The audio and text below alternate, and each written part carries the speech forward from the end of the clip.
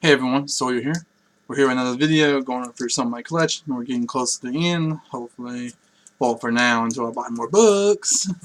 Anyway, so first off, we got a Jonah Hex issue. Pretty cool Jonah Hex cover.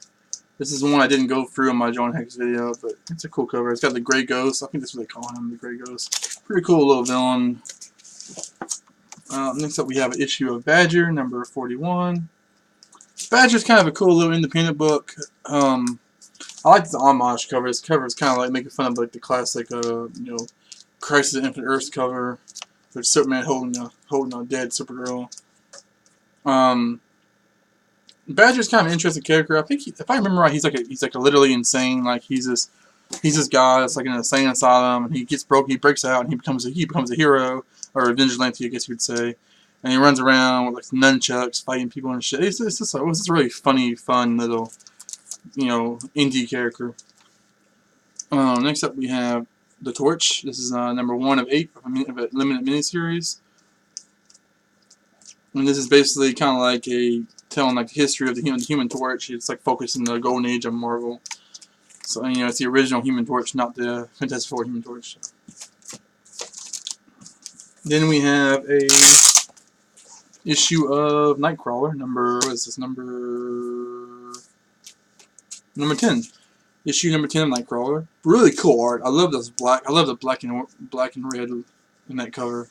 Just really kind of pops out, And apparently that was a thing for a while. It's like all these different members of the X-Men were getting their own comics. Like, what? I think even Cyclops had one for a while. And we know how everybody usually hates Cyclops. So. Then we have this, which I don't hate Cyclops. I really like Cyclops. But then we have this Kiss Girls issue, number 5. So I don't know if this is like the members of Kiss reimagined as women, or if this is like just actual women that are dressed up like Kiss. I don't really know. But they had a bunch of these Kiss issues one day in my shop for like 25 cents. I picked them up. They're just fun covers, Then we have this Alpha Flight number 16. I want to say this is like a classic issue. I just remember the cover from when I was a little kid. My brother had a big ass collection, and I just remember seeing this a lot.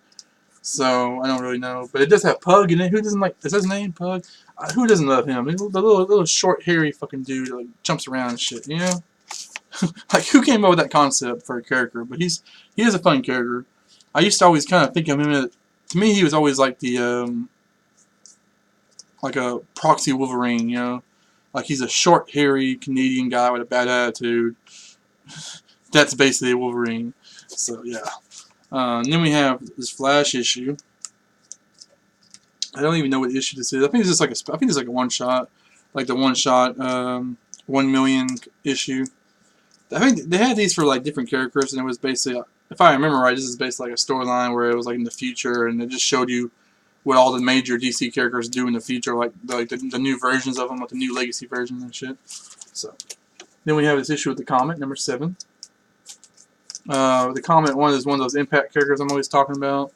Pretty cool. Kind of gives off a Cyclops vibe. He's kind of got energy powers. It's an interesting character. Probably one of the more powerful characters in that lineup, in that universe. Then we have Challengers of the Unknown. This is number 4. This is like kind of like Challenger Unknown was a very kind of little known, but very, I wouldn't say popular, but it's kind of a cult classic comic book. It's early Silver Age, Avenger comics by this group of like 4 people. And each one of them had a different skill set. Like one was like a fighter guy, one was like a extreme sports person that could climb mountains and shit. The other one was like a scientist, and I think the fourth one was like an airplane pilot. They basically all had some kind of different skill sets, and they were basically, all 4 of them were people that had some kind of life-shattering event where they should have died, but they didn't. So they all felt like they were living on borrowed time. So they came together and they created this team that would basically go out and fight, different supernatural sci-fi kind of threats. And they basically didn't care if they were going to die because they were already living on borrowed time. They'd already lived longer than they should have, so they were trying to pay it forward, kind of thing. It was a cool concept for a team. And in a lot of ways, I don't really exactly know which one predates the other one, but in a lot of ways, they were kind of like a non-powered version of the Fantastic Four. So it's really cool stuff. Well, in the 90s or whatever, they just DC like rebrand the characters and put them made a little comic book of them. But this one is not. From what I remember, this one is not very well received. It wasn't a very good attempt at the characters. They tried to modernize them a little too much, and they just didn't have the same kind of flair that the original series had. And it's sad because the Challengers really don't get used that much. Like they're one of those characters that gets used maybe like once every couple of years in some big event or whatever, or once every 10 years they might get a new miniseries or something. But they really don't get utilized as much as they should. Then we have X-Men Forever. This is number 21. I don't even know what's different from this comic than all the other X-Men titles. But it's kind of a cool cover. I don't know. Is that supposed to be Gambit? Is that supposed to be Gambit in the background? I'm just assuming because he has a staff and he's wearing like a jacket. But it doesn't really look like Gambit as I know him.